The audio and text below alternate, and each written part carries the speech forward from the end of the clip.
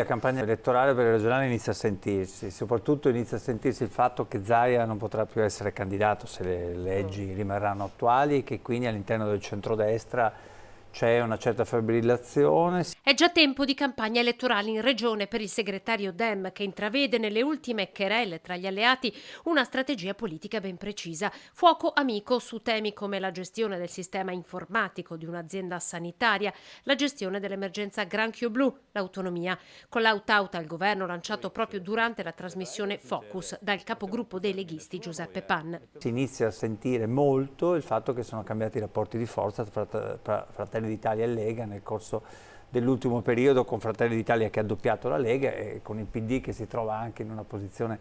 superiore numericamente elettoralmente alla Lega, e quindi questo è un cambio di fase. E sarà proprio la sanità per Andrea Martella il tema più importante della futura campagna elettorale, il fronte sul quale l'organizzazione del Veneto sta incontrando oggi le maggiori difficoltà. Che riguarda davvero tutti i cittadini veneti e che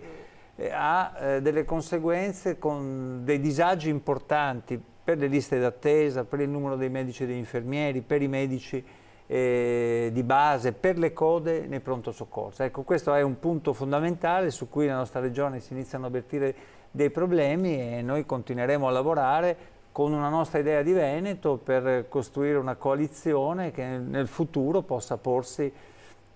come una coalizione che compete per il governo del Veneto.